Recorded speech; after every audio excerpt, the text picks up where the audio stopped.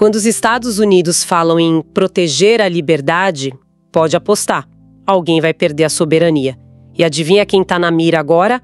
América Latina de novo. Hoje a gente vai tentar entender melhor o que está por trás das ameaças recentes, sabe? Dos navios de guerra no Caribe e do que muitos estão chamando aí de um novo teatro da velha política imperial aqui na nossa região. O foco dessa edição é justamente essa percepção, essa ideia de uma retomada do intervencionismo dos Estados Unidos na América Latina. Talvez com novas roupagens, né? Mais adaptadas aos tempos atuais, à geopolítica, à economia de hoje. Para isso, a gente reuniu material de várias fontes, tá? Reportagens internacionais, entrevistas com autoridades, análises de especialistas, para ter uma visão mais completa. Exato, e é fundamental, eu acho, colocar isso em perspectiva. Essas tensões, elas não surgiram do nada, né? Elas são, na verdade, mais um capítulo numa longa e, vamos dizer, muitas vezes conturbada história de relações entre os Estados Unidos e os vizinhos aqui ao sul. O que chama atenção agora, eu diria, é que certos episódios bem recentes parecem ter reativado memórias, sabe? De políticas intervencionistas que talvez muita gente achasse que estavam superadas. Coisa lá da Guerra Fria. A gente está falando, no fundo, de uma disputa geopolítica, que, assim, nunca parou completamente. Ela é movida por interesses estratégicos, claro, econômicos e, obviamente, militares bem definidos aqui na região. E essa disputa parece que esquentou bastante ultimamente, né? Um dos sinais mais claros, eu acho, foi o aumento do tom nas ameaças verbais. A gente viu, por exemplo, declarações bem diretas do ex-presidente Donald Trump. Ele não só criticou muito, mas chegou a falar abertamente na possibilidade de intervir diretamente nos governos do Nicolás Maduro, na Venezuela, e do Gustavo Petro, na Colômbia. A coisa escalou tanto que teve até troca de farpas, ameaças diretas entre o Trump e o Petro. A Al Jazeera, por exemplo, cobriu isso com bastante destaque na época. Pois é, e essa retórica mais agressiva, ela raramente vem sozinha, né? Ela costuma andar de mãos dadas com ações concretas. Ações militares, no caso. A gente observou uma intensificação bem notável das operações militares dos Estados Unidos aqui na região. Várias fontes, olha, Ben News TV, Financial Times, Reuters, confirmaram o deslocamento para o Mar do Caribe do USS Gerald R. Ford. E não estamos falando de um navio qualquer, né? É um porta-aviões de propulsão nuclear, considerado o maior, o mais avançado do mundo. Mandar um equipamento militar desse tamanho para a região é, assim, não dá para negar, uma demonstração de força. Um recado bem claro. Além desse gigante aí, teve também a questão dos drones, né? A Al Jazeera e a Band News TV noticiaram bastante o uso crescente dos drones MQ-9 Reaper. São aquelas aeronaves não tripuladas, né? Originalmente feitas para vigilância, mas que podem atacar. E foram usadas em operações contra embarcações, tanto no Caribe quanto no Pacífico, ali perto da costa da América Latina. A justificativa oficial que a gente sempre ouve nesses casos é o combate ao narcotráfico. A Al Jazeera falou em pelo menos 10 ataques recentes. Mas essa justificativa, digamos, padrão, ela não parece convencer muito, né? Não de forma alguma. Surgiram muitos questionamentos sobre a legalidade dessas ações, especialmente sobre a falta de provas concretas e irrefutáveis que liguem todas as embarcações atacadas ao tráfico de drogas. Isso é um ponto-chave. O Financial Times e o The Guardian, por exemplo, publicaram análises bem aprofundadas levantando dúvidas sérias sobre a proporcionalidade e a base legal mesmo desses ataques. E aí você soma isso à percepção de que o Comando Sul dos Estados Unidos, o SOUTHCOM, que é o braço militar americano responsável por essa área toda, né? América Central, Caribe, América do Sul, está ampliando sua presença e suas atividades. Eles monitoram instalações, aumentam pessoal em pontos estratégicos, não parecem ser movimentos isolados, sabe? Parecem mais peças de um quebra-cabeça maior, indicando uma postura mais assertiva na região. E diante desse cenário todo de ameaças e movimentação militar, como é que os países que se sentiram mais na mira, tipo Colômbia e Venezuela, estão reagindo? A Colômbia, por exemplo, não ficou quieta, né? O presidente Gustavo Petro, ele usou a tribuna da ONU para condenar o que ele chamou de violação de normas internacionais e o jeito unilateral dessas ações americanas. E não ficou só no discurso, pelo que a gente viu. Fontes como Democracy Now! E The Guardian disseram que a Embaixada da Colômbia lá em Washington exigiu explicações formais do governo dos Estados Unidos. E a acusação foi séria, que Washington estaria agindo sem consultar Bogotá e, pior ainda, usando bases e tecnologia militar em solo colombiano sem o conhecimento ou a autorização do Congresso do país. Isso é gravíssimo, né? Numa relação bilateral. E ainda teve ativistas colombianos denunciando que embarcações civis, sem ligação comprovada com nada ilícito, teriam sido alvo desses ataques. A situação é extremamente delicada. Do lado venezuelano, a narrativa oficial deles é bem consistente, né? Eles denunciam o que consideram tentativas de desestabilização interna. E dizem que essas tentativas são orquestradas ou, no mínimo, apoiadas por atores estrangeiros, incluindo aí setores dos Estados Unidos. O objetivo, segundo Caracas, seria criar um ambiente de caos social, econômico, que pudesse lá na frente justificar ou facilitar uma intervenção externa.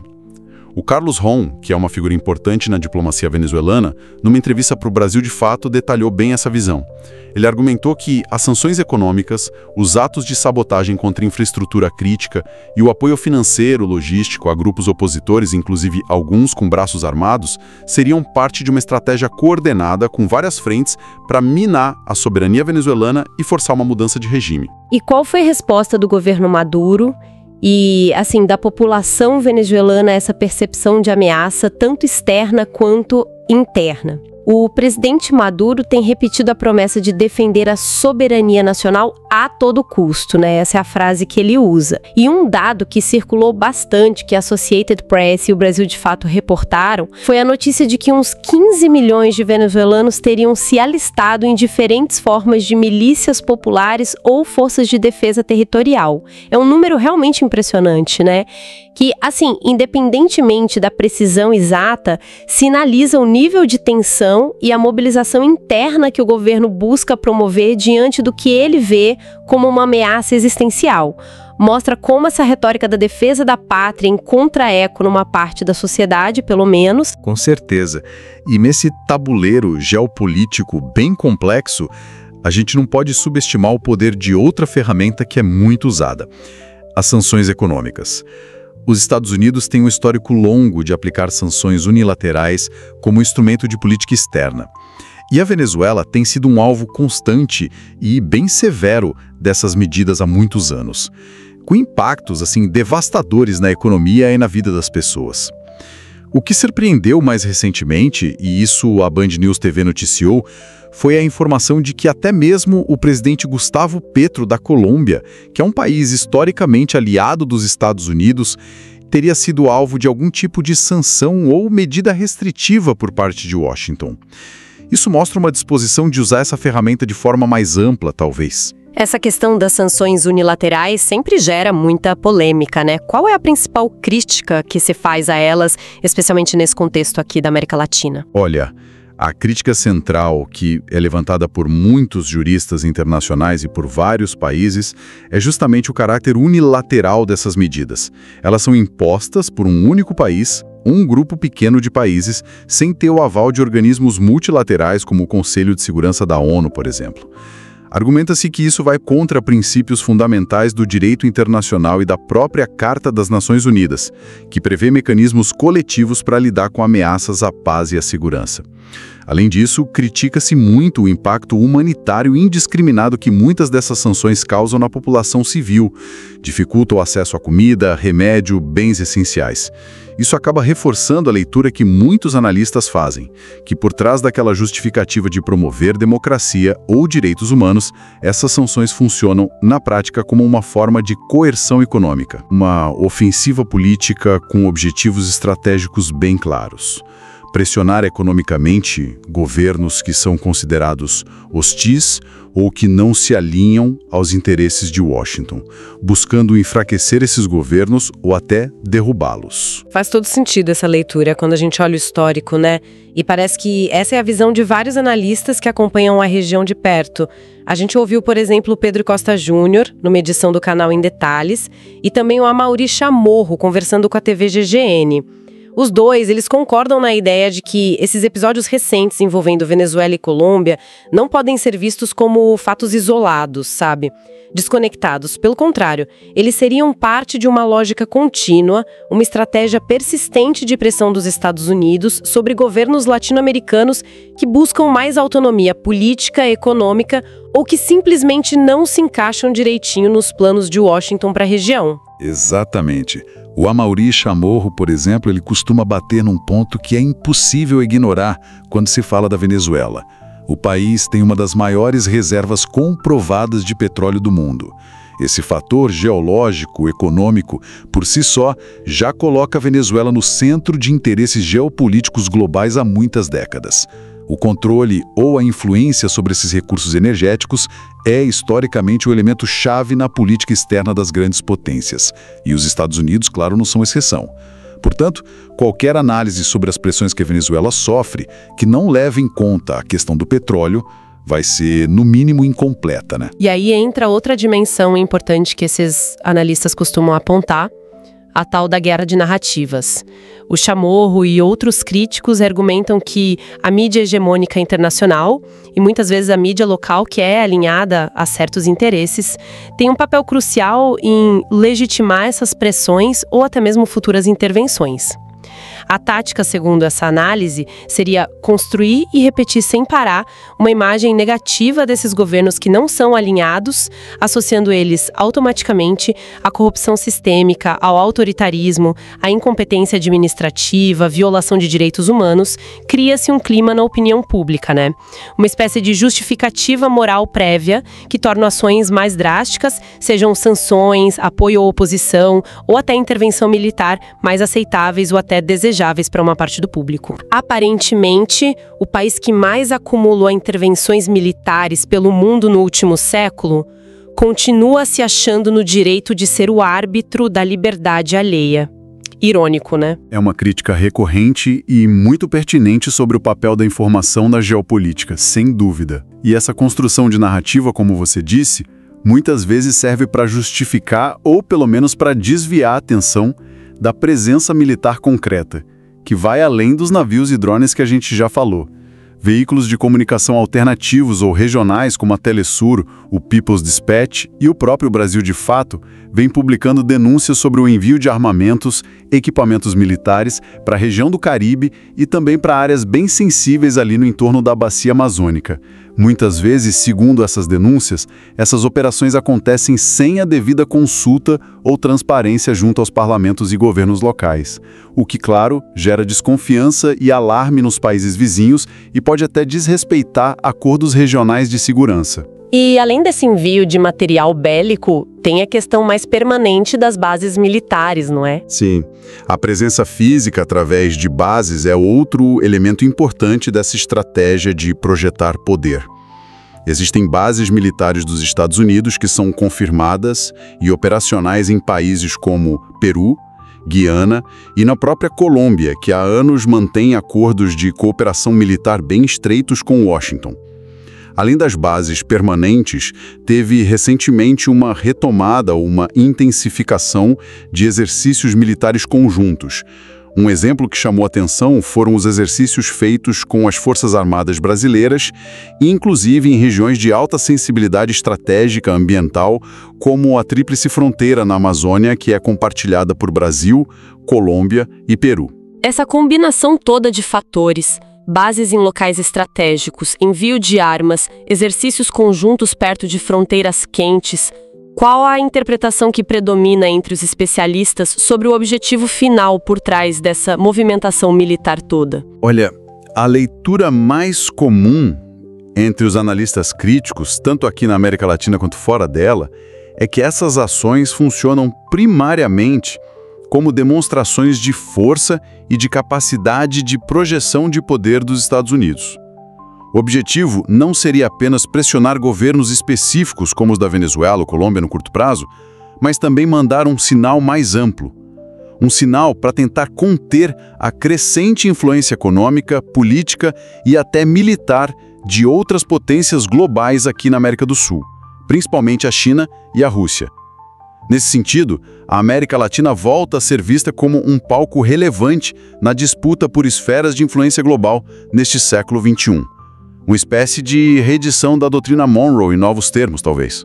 Entendi. E só para amarrar um ponto que a gente mencionou antes, aquela justificativa do combate ao narcotráfico usada para os ataques com drones, como é que ela se sustenta diante das negativas e das contestações que surgiram? Essa justificativa, a famosa guerra às drogas, é talvez uma das mais recorrentes e também uma das mais questionadas na política externa dos Estados Unidos para a América Latina nas últimas décadas.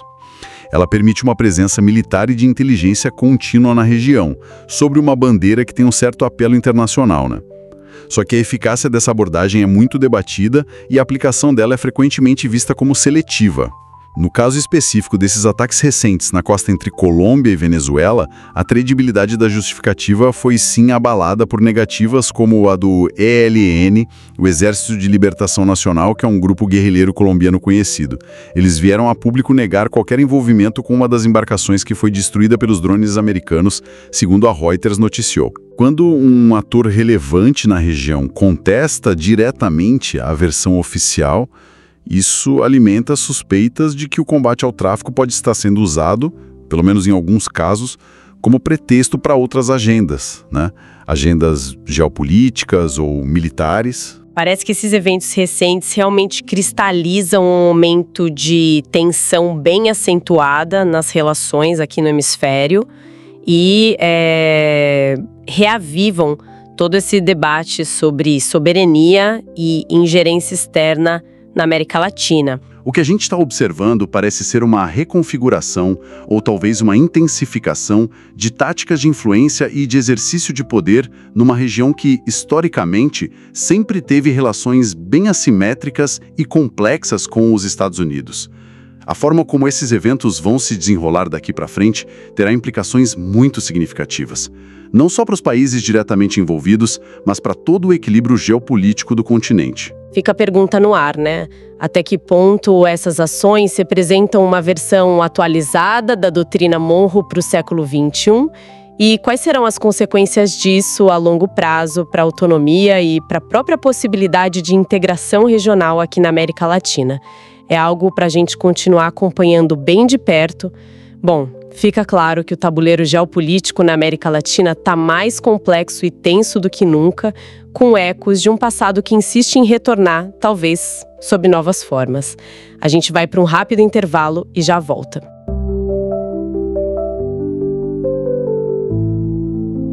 Bem-vindos de volta aqui à nossa exploração dos materiais. Olha, se na primeira parte a gente mapeou mais os fatos recentes, agora o tom da conversa muda um pouco, né? Isso. Vamos entrar numa edição mais interpretativa. O foco agora são as dimensões políticas e estratégicas por trás dessas tensões que estão crescendo na América Latina, principalmente envolvendo Estados Unidos, Venezuela, Colômbia. Exato. A ideia aqui é tentar ligar esses pontos da história, analisar as reações, sabe? E entender as narrativas que as fontes trazem pra gente. Perfeito. Olhar além do incidente isolado, né? Os textos que a gente analisou convidam a isso. Como que essas ações, sanções, movimentações militares, os discursos, como que isso se encaixa em contextos maiores. Tipo a doutrina Monroe que você mencionou antes. Exatamente, essa doutrina Monroe que atravessa o tempo. E também como se conecta com a disputa geopolítica global de hoje, né? O que está em jogo aqui, segundo várias fontes, é a própria ideia de soberania na região e o futuro das relações entre os países americanos. É uma virada para uma reflexão mais profunda mesmo. Então vamos começar por aí, por essa conexão histórica. As fontes que a gente viu, elas são bem diretas, né?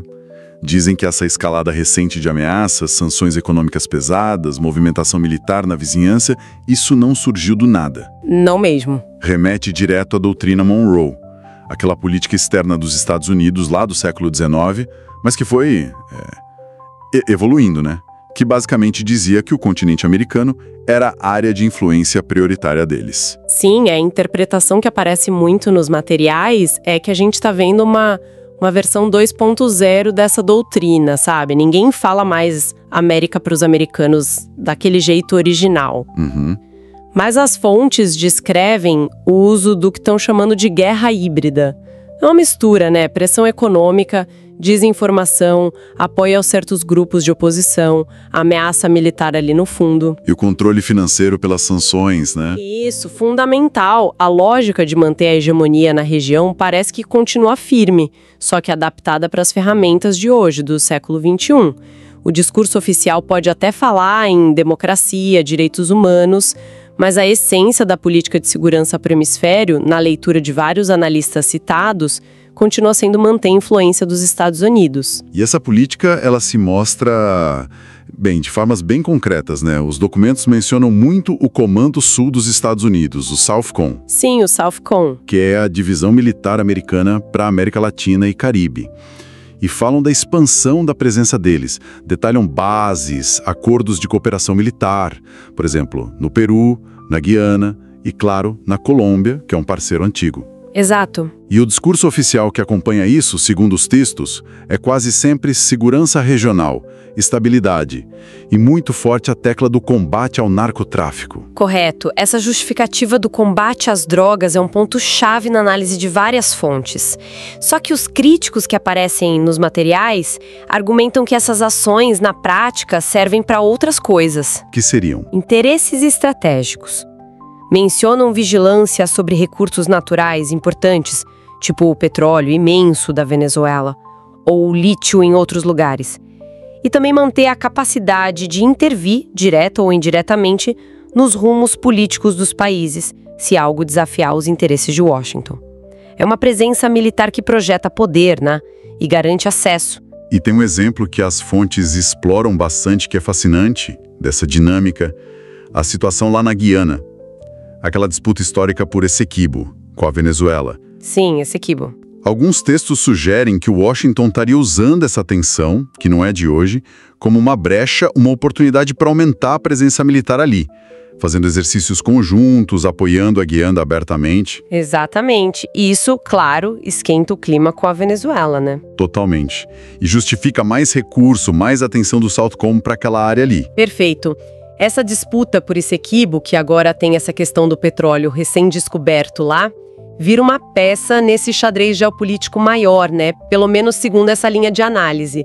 O apoio dos Estados Unidos à Guiana, que pode ser apresentado como defesa do direito internacional e tal, é interpretado pelos críticos nas fontes como uma forma de pressionar a Venezuela e justificar essa presença militar reforçada numa área super estratégica.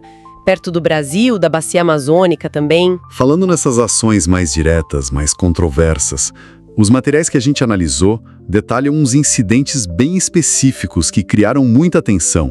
Tem relatos de interceptação, até destruição mesmo, de barcos venezuelanos no Mar do Caribe. Isso é pesado. Por forças navais ou guarda costeira ligadas aos Estados Unidos ou aliados deles na região.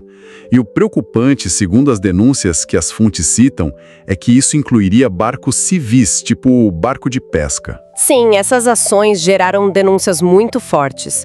Governos como o da Venezuela e, dependendo da época, até o da Colômbia, classificaram isso como agressão não provocada, uma violação clara da soberania marítima. E a questão da transparência, né? Exato. Um ponto que volta sempre nas fontes é a suposta falta de transparência, de prestação de contas sobre essas operações por parte dos Estados Unidos. Muitas vezes, segundo os relatos, não fica claro o que aconteceu, quais eram as regras para agir, o que acontece com os responsáveis. Complicado. E aí essas ações são interpretadas por muitos governos da região e vários movimentos sociais também, como está nos textos, como formas atuais de neocolonialismo, uma imposição de força que passa por cima da soberania dos outros. É uma acusação bem grave e, diante desse cenário todo, pressão econômica, presença militar, esses incidentes, como é que a região está reagindo na diplomacia? A gente percebe alguma tentativa de se articular para enfrentar isso, segundo as fontes? Sim, há um esforço nesse sentido, está documentado nos materiais. A gente vê tentativas de reativar, ou pelo menos fortalecer, organismos regionais que nasceram justamente para promover mais autonomia para a América Latina. Quais, por exemplo? E a lista, né, da CELAC, que é interessante porque junta todo mundo da região, menos Estados Unidos e Canadá, e até discussões para revitalizar o Unasul, que já teve um Conselho de Defesa sul-americano importante. O objetivo comum parece ser buscar conter a situação diplomaticamente e reconstruir mecanismos próprios de diálogo e, quem sabe, de defesa. Interessante essa aposta em fóruns alternativos. E a OEA, a Organização dos Estados Americanos, que sempre foi o palco principal, né? Como as fontes veem o papel dela nisso tudo? Olha, a OEA aparece nas fontes, mas muitas vezes de forma crítica. Vários analistas e governos citados veem a OEA como omissa ou até alinhada demais com os interesses de Washington, especialmente dependendo de quem estava na Secretaria-Geral. Entendi. Existe uma percepção que está descrita nos textos de que a OEA meio que perdeu a legitimidade como um fórum neutro para resolver essas disputas na região. E isso acaba reforçando a aposta em alternativas como a CELAC, a Unasul, que são vistas como menos sujeitas à pressão direta dos Estados Unidos. É uma busca por espaços onde a voz latina possa ser ouvida sem esse filtro, né? Ou sem a influência dominante de Washington. Faz todo sentido. E, além dessas articulações, entre vários países, como que os países mais diretamente afetados, tipo Venezuela e Colômbia, reagiram individualmente? O que os materiais dizem? Esses países têm levado as denúncias para vários fóruns internacionais. As fontes mencionam que tanto Venezuela quanto Colômbia apresentaram casos, buscaram resoluções na ONU, na Organização das Nações Unidas e também na CELAC. Apelando para quê? Uma resposta de vários países juntos contra essas ações que eles consideram agressivas ou de ingerência. Na Assembleia Geral da ONU, por exemplo, países como Bolívia, Nicarágua, México, segundo os registros, expressaram publicamente preocupação com o que chamaram de ações belicistas dos Estados Unidos na região. E reforçaram aquele discurso de proteger a América Latina como uma zona de paz, sabe? Livre de conflitos que venham de fora ou sejam incentivados por fora. E é fundamental, né, conectar tudo isso com o cenário global. As fontes também fazem essa ponte. A emergência de um mundo mais multipolar, com outros centros de poder ganhando força, como China, Rússia. Isso é visto por alguns analistas nos textos como uma janela de oportunidade. Oportunidade para quê, exatamente? Essa nova configuração global poderia, em tese, abrir mais espaço para a América Latina construir alianças mais diversas, mais autônomas, reduzindo aquela dependência histórica dos Estados Unidos. E como isso se traduziria aqui na região, na prática? Bom, o fortalecimento de blocos econômicos como o Mercosul, mesmo com os problemas internos que a gente sabe que existem, é um exemplo. Outro seria tentar retomar iniciativas de integração mais ambiciosas, como aquele Conselho de Defesa Sul-Americano da Unasul que eu mencionei. Sim. Que a ideia era criar uma doutrina de defesa comum, coordenada, independente de Washington. São sinais interpretados nas fontes dessa busca por uma capacidade maior de resposta da região diante de pressões ou ameaças externas percebidas. É uma tentativa de construir alternativas próprias, né? E essa resistência, essa busca por autonomia não fica só nos governos e diplomatas, certo? Os materiais que a gente leu dão um destaque bem grande para o papel da sociedade civil nesse cenário. Fundamental. O papel da sociedade civil organizada é descrito como crucial em várias fontes.